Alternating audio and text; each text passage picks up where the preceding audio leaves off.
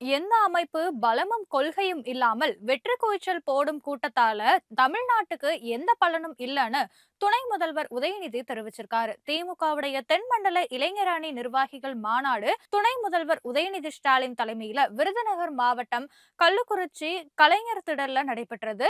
இந்த கூட்டத்துல தென் மண்டலத்திற்கு உட்பட்ட 20 மாவட்டங்கள் மற்றும் 58 சட்டமன்ற தொகுதிகளைச் சேர்ந்த 1,00,000 இளைஞர் அணி நிர்வாகிகள் கலந்து கொண்டிருக்காங்க.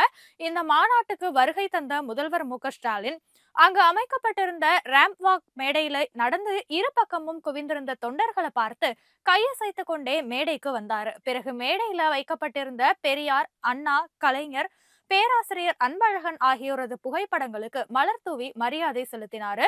மாநாட்டுல பேசிய துணை முதல்வர் உதயநிதி முதலமைச்சர் ஸ்டாலினுக்கு மக்களுடைய ஆதரவு நாளுக்கு நாள் அதிகரித்து கொண்டே செல்கிறது என கூறியிருக்காரு. தேர்தல் வரவுள்ளதால பிரதமர் மோடி அடிக்கடி தமிழகம் வருவாரு, திருக்குறளும் பேசுவாரு. ஆனால் எப்போதும் மக்களோடு மக்களாக களத்தில் நிற்கும் தலைவர் முதலமைச்சர் ஸ்டாலின் தான் கூறியிருக்காரு. பாஜகவுடைய மிரட்டலுக்கு எல்லாம் அடிமை அதிமுக பயப்படலாம்னோ, திமுக ஒருபோதும் பயப்படாதுன்னு துணை முதல்வர் உதயநிதி தெரிவிச்சிருக்காரு.